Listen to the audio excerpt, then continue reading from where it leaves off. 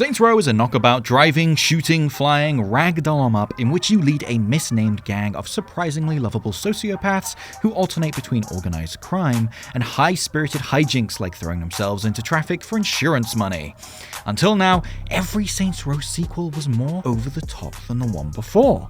Saints Row 2 had a villain with voodoo powers, Saints Row the 3rd made you fight wrestlers, cyberpunks and zombies, which Saints Row 4 battered with an alien invasion, whilst its spin-off Gat Out of Hell had Satan as the final boss. Personally, I enjoyed the escalating wackiness of the series, but it didn't leave itself a lot of places to go, which I guess is why Volition hit the reboot button. On paper, a Saints Row game about starting from the ground floor might please people who miss the grit of Saints Row 2, but the reboot comes with a new cast they despised from the first trailer. I've seen these saints called Zoomers, Millennials, and, as though it's 2014, hipsters, which is an impressive range of meaningless descriptors that all amount to young people I don't understand.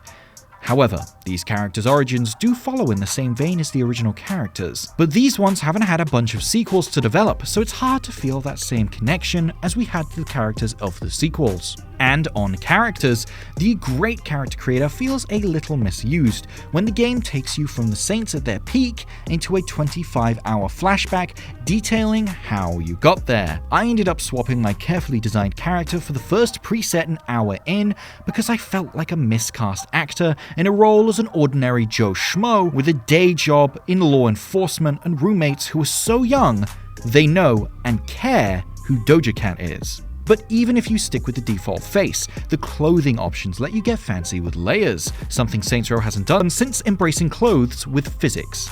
Speaking of which, there are some issues with clothing and hair being strangely stiff and unmoving, but the options are still there. In combat, Saints Row is almost always a good time, and there are plenty of abilities to unlock that let you do gun fu amongst other things, as well as takedown animations that include the likes of a Karate Kid style crane kick.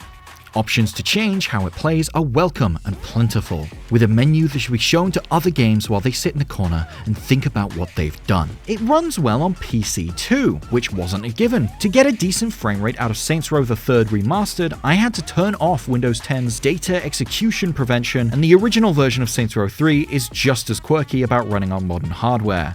Meanwhile, the reboot stays well over 60 FPS and looks nicer doing it than early trailers suggested.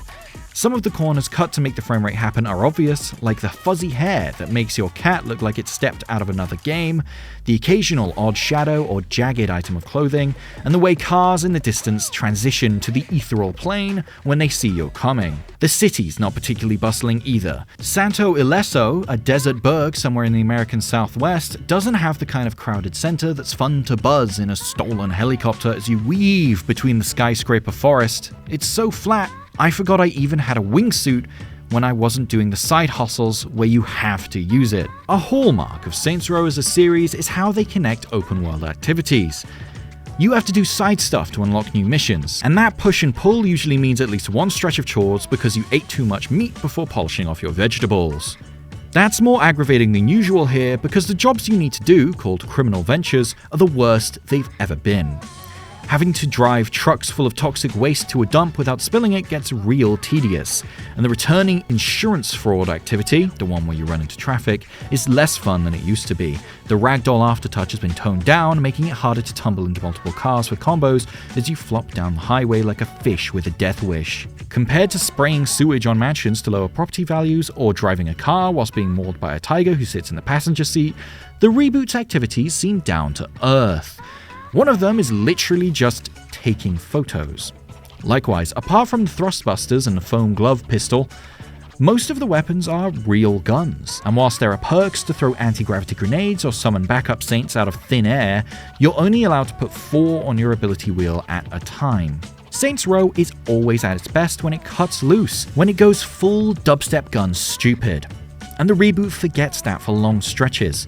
When it remembers, you get things like a storyline in which you take part in a citywide LARP, fighting Mad Max roleplayers with foam weapons whilst dressed in cardboard armor. And that's the kind of daftness it could really do with more of. You failed to do the required damage in the allotted time! Damn it, Carl, you know I did more than enough damage. Do I need to get a rules check?